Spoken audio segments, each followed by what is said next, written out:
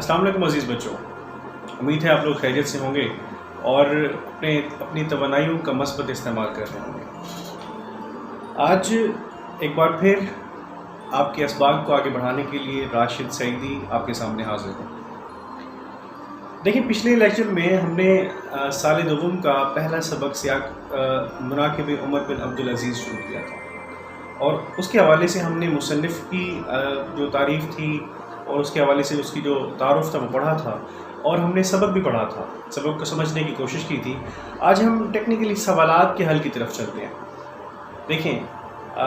मैंने पहले कहा था कि जब भी हम कोई सबक पढ़ते हैं तो बुनियादी तौर पर 30 नंबरों की तैयारी कर रहे होते हैं, यानी 5 नंबर मारूज़ी के कि उस सबक में से जो बातें पूछी जाएंगी 5 नंबर की, उसके जवाब देंगे तो 5 नंबर आपके पास होंगे। उसके अलावा 2 सवाल और हैं। एक सवाल खुलासे का कि उस सबक का खुलासा बयान करना होगा और वो उससे मिलेंगे आपको 10 नंबर। और दूसरा सवाल जो कि पेपर की तरतीब में तीसरा सवाल है वो है कि सियाक व सबाक के पेश नज़र दर्जेल नसर पारे की तशरीह करें, नीज़ हवाला मतन तहरीर करें। तो ये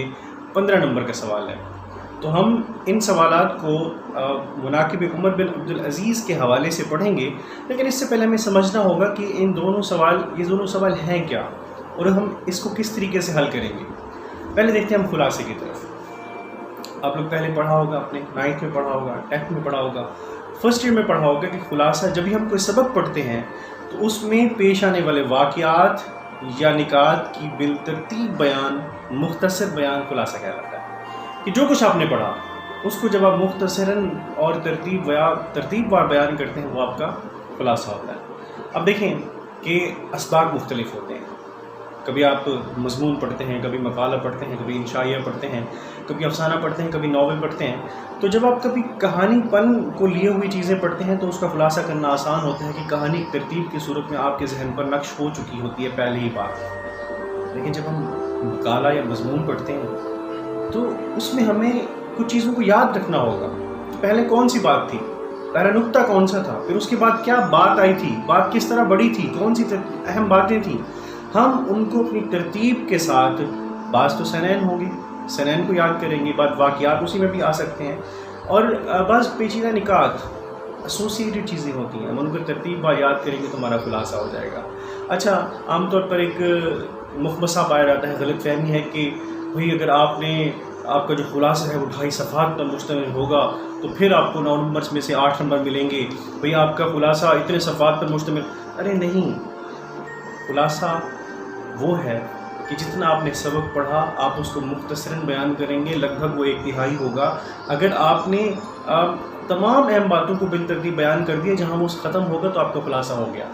आपने मुख्तसर करना, और ये मुख्तसर होगा कम अज़ कम 1/3। अब इसमें ये नहीं है कि भाई आप जो सबक पढ़ रहे हैं उस सबक की जो मजमूई कमियत है वही अगर 1.5 सफ़े की और आपने उस पर 2.5 सफ़े का खुलासा लिखना है, तो ऐसा नहीं होगा, वो तशरीह होगी, खुलासा नहीं होगा। तो खुलासा बिलतरतीब अशिया का, निकात का तरतीब बार मुख्तसर बयान खुलासा।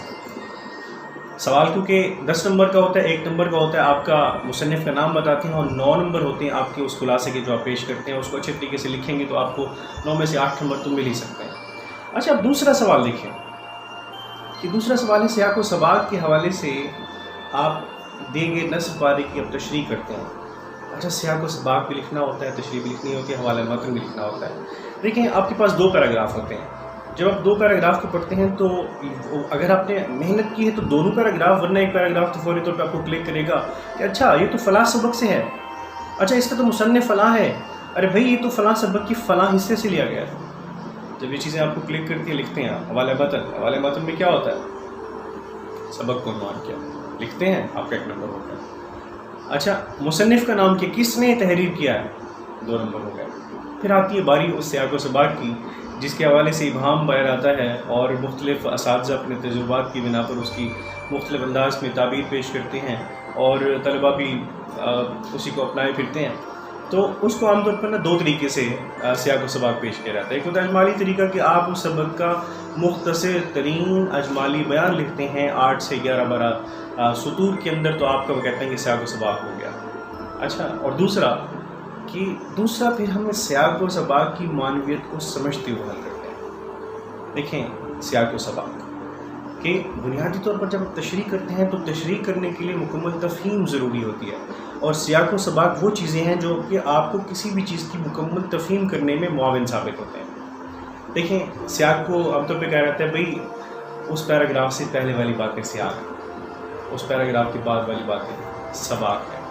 اور آپ نے اسی پیراگراف کی جس سے پہلے بھی آپ جانتے ہیں جس کے بعد بھی آپ جانتے ہیں اس کی تشریح کرنا ہوتی ہے۔ اچھا 3 نمبر ہوتے ہیں، لیکن ہمارے کچھ احباب اس طرح کرتے ہیں کہ وہ کہتے ہیں نہیں، آپ کو یہ بتانا پڑے گا کہ درج ذیل پیراگراف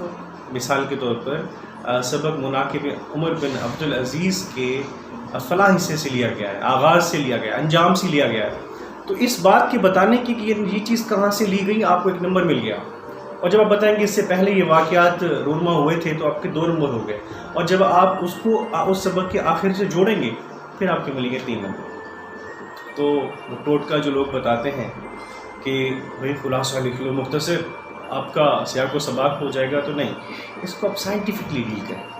سائنسی طور پر اس کا دیکھیں کہ بھئی ہم نے اتنا لکھا ہے تو ہم نے کتنے نمبر گین کر لیے ہیں، حاصل کر لیے ہیں، پھر ہم کس طریقے سے آگے پڑھیں گے، تو پھر جا کے ہوتا ہے۔ اچھا باری آتی ہے تشریح کی، جس میں نے کہا کہ تشریح کے لیے تفہیم ضروری ہے۔ دیکھیں آپ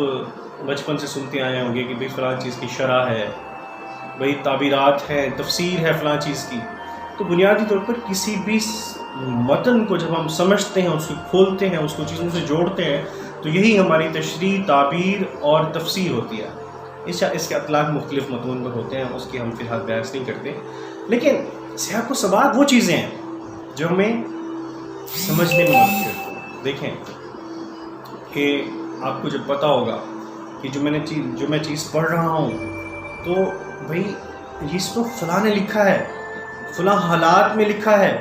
یہ جو میرے پاس یہ نثر پارہ پہنچا، یہ عبارت پہنچی، اس سے پہلے یہ باتیں تھی، تو اس کا تو تناظر یہ اس فلاں تناظر میں بات کی ہوگی، بھئی اس کے تو معاملات اس سے جوڑ کر دیکھنا چاہیے۔ جب آپ کو یہ بھی پتا ہو کہ اس کے بعد کون سے واقعات جو کون سی باتیں ہوئی تھیں، تو آپ اس کو جوڑ کر سمجھ سکیں گے اور پھر بات کو آگے بڑھا سکیں گے۔ اچھا میرے منہ سے ایک لفظ نکلا تناظر۔ اچھا تناظر دیکھیں سیاق تو آپ کو پتہ چل گیا، سبق پڑھا ہے آپ نے، استاد نے بتایا، سباق بھی پتہ چل گیا کیونکہ آپ نے سبق پڑھا ہوا ہے۔ تناظر وہ چیز ہے کہ شروع سے لے کر آپ کا جس عمر میں آپ بیٹھے ہیں، جتنا آپ نے پڑھا ہے، جتنا سمجھا ہے، جتنا آپ نے دیکھا ہے، مشاہدہ کیا ہے، تجربہ کیا ہے، جتنے آپ کے حسیات کے ذریعے علم حاصل کیا، وہ سارے کا سارا آپ کا تناظر بن جائے گا۔ جس بھی چیز کو سمجھنے کی کوشش کریں گے تو آپ کا حاصل کیا ہوا پہلا سارا علم آپ کے تناظر کے طور پہ آپ کے سامنے موجود ہوگا، اور اس چیز کی معرفت کھلتی چلی جائے گی۔ بالکل اسی طرح کہ جس طرح آپ کا بچپن کا مطالعہ ہوگا، تو بھئی اس چیز کو، یہ جو سبق مناقب عمر بن عبدالعزیز ہے، اس کو سمجھنے کی معرفت کھل جائے گی، چیزیں اور طرح سے پیش آئیں گی۔ آپ کو پتہ چلے گا کہ بھئی یہ جو جہاں مساوات کی بات آتی ہے، دراصل یہاں پہ انسان دوستی کی بات آ رہی ہے، بھئی جہاں پہ جمہوریت کی بات آ رہی ہے، بھئی ووٹ ڈالنے والا سسٹم نہیں تھا، دراصل یہاں پہ بھئی انسانوں کو اہمیت دی جا رہی ہے، یہاں آمریت کے خلاف بات ہو رہی ہے، یہاں پہ ظلم کے خلاف بات کی جا رہی ہے۔ دیکھیں ہم نے اس سے پہلے والے لیکچر میں تمام اہم نکات جو تھے اس سبق سے متعلق ہم نے گنے تھے۔ اچھا آج دیکھیں اس سے اگلے جب ہم آگے بڑھیں گے اس سبق سے، ہم تو پھر پیراگراف یعنی نثر پارہ پارہ کر کے اس کو ہم پڑھیں گے، پھر اس کی تشریح کرتے جائیں گے، پھر ہم آپ کو بتائیں گے کہ بھئی یہ والا جو نثر پارہ ہے آپ کے امتحانی نقطہ نظر سے اہم ہے یا کم اہم ہے، اس کو ہم دیکھیں گے۔ اچھا پچھلی بار جب میں نے بات کی تو بھی میں نے خلاصہ ہی بتایا تھا،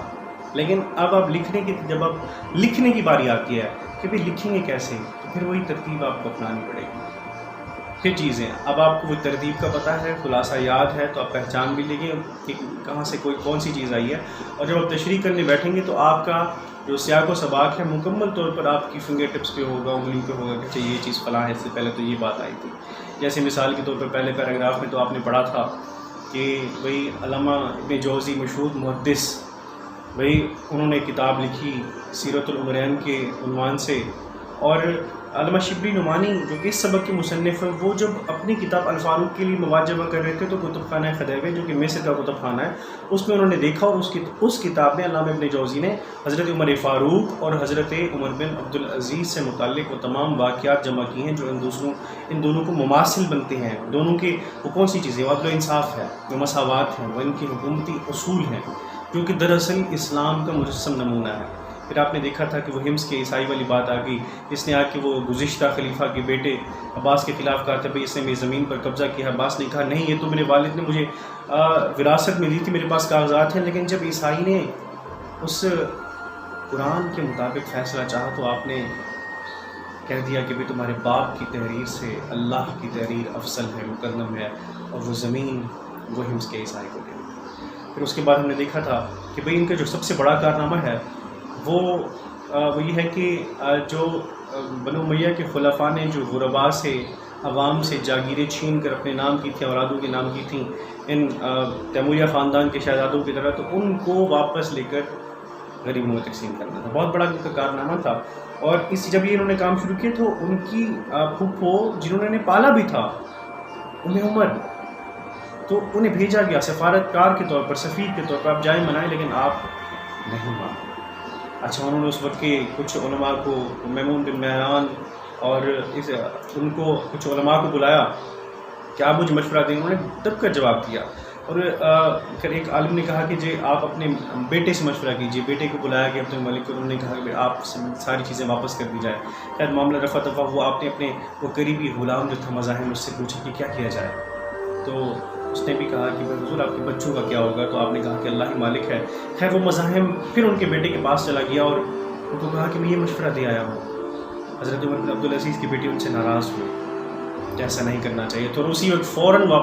آئے اپنے والد کی خوابگاہ کے پاس آ کر انہیں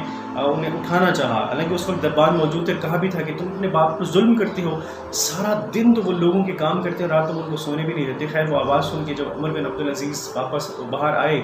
اور ان کے بیٹے نے کہا کہ آپ ابھی وہ جائیدادیں واپس کیجیے، انہوں نے کہا زور کی نماز کے بعد کر دوں گا۔ انہوں نے کہا کہ آپ کو کیا خبر ہے کہ آپ زندہ رہیں گے۔ خیر اسی وقت رات کی وقت منادی کرائی گئی، تمام جاگیریں دے دی گئیں اور جو کے کاغذات تھے انہیں کتر کتر کر پھینک دیا گیا۔ اس کے بعد وہ سبق میں آتا ہے کہ سلیمان جو کہ بڑی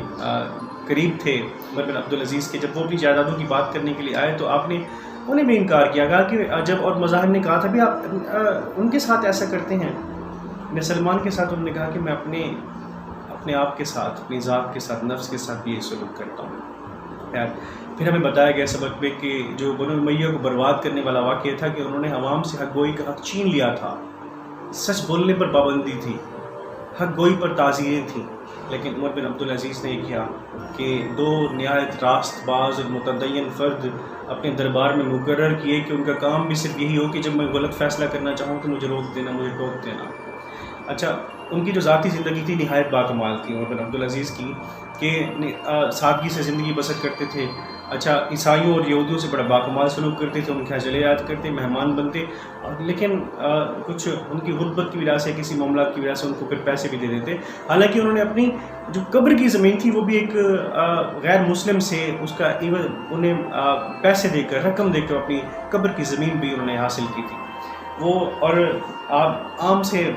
جو غرباء کے لنگر کھانا ہوتا تھا عوامی، تو اس میں پیسے دے کر کھانا کھایا کرتے تھے۔ اور ایک تو ان کی حلم کی، انسان دوستی کی یہ بھی بات ہے کہ ایک دفعہ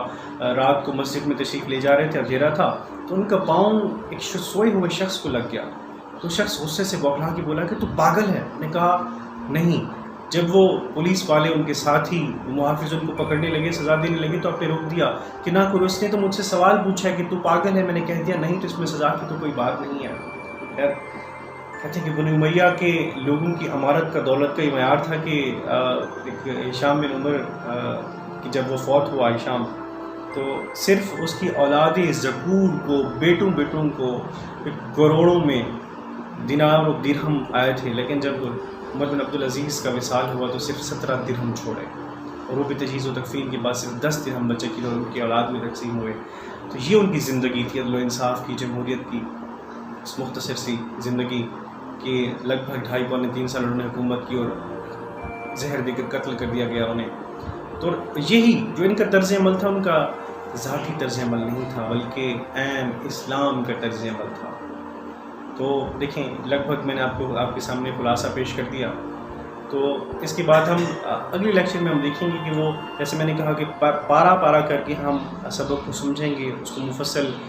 بیان کرتے جائیں گے، جہاں نکات کو سمجھنے کی باری ہوگی تو وہ بھی ہم کرتے جائیں گے، اور اس طریقے سے ہمارا یہ سبق انشاءاللہ آئندہ کے لیکچر میں ختم ہو جائے گا. آئندہ کے لیے اجازت دیجیے. بہت شکریہ. اللہ حافظ.